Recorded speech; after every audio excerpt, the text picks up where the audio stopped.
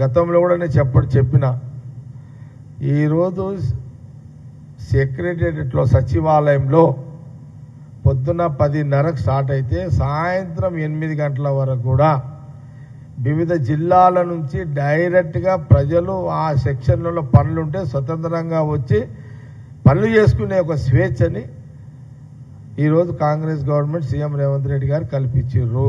ఇది నిజము, ఇది నిజము, ఇది అందరికి తెలుసు.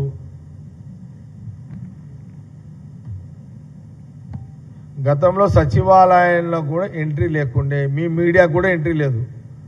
మీరే సాక్ష్యం, మీడియానే సాక్ష్యం. కాంగ్రెస్ మీడియా సాక్ష్యము, బీఆర్ఎస్ మీడియా, బీజేపీ మీడియా. ఈరోజు సచివాలయంలో ఒక కాంగ్రెస్ మీడియా పోతలేదు,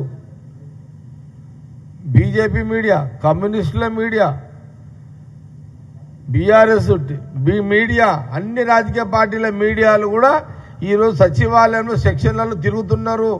అంటే ఈరోజు కాంగ్రెస్ గవర్నమెంట్ ఉండడం వల్లనే, ఈ నిర్ణయం సీఎం రేవంత్ రెడ్డి గారు తీసుకోవడం వల్లనే అనేది దానికి సాక్ష్యం మీడియా ప్రతినిధులే.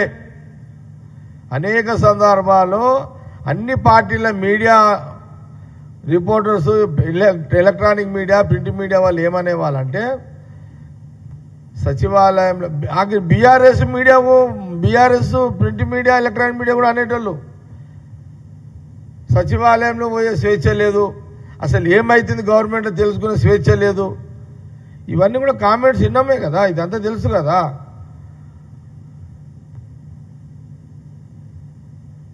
నేను ఇంకో మాట్లాడుతున్నా,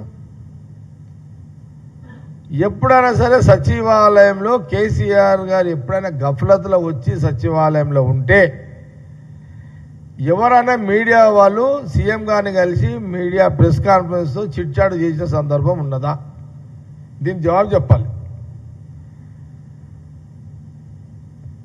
నాకు ఎవరో పొద్దున అంటున్నారు మీడియా, నిన్న సీఎం గారు చిట్చాట్ చేసారు, రేవంత్ రెడ్డి గారు చిట్చాట్ చేశారు.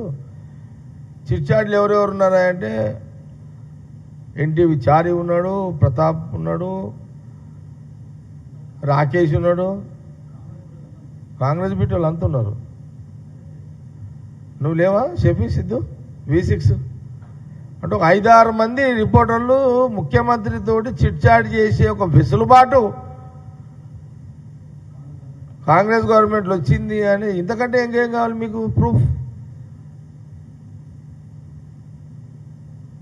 అందుకే భవిష్యత్తులో కూడా అన్ని రాజకీయ పార్టీల మీడియా వాళ్ళు మీడియా మేనేజ్మెంట్లు కానీ, మీడియా రిపోర్టర్స్ కానీ, అన్ని పార్టీల రిపోర్టర్స్ కానీ ఎప్పటికీ తెలంగాణలో కాంగ్రెస్ గవర్నమెంట్ ఉండాలనే కోరుకుంటారు.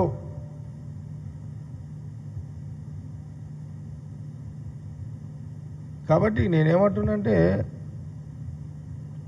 వాళ్ళ పార్టీ కార్యకర్తలకు, వాళ్ళ నమ్ముకున్న కొంతమంది సెక్షన్ ప్రజలకు కొంత బూస్ట్ ఇవ్వాలి. కాబట్టి కేసీఆర్ గారు మాట్లాడారు, కానీ ఆయన మనస్ఫూర్తిగా మాట్లాడలేడు అనేది నా భావన.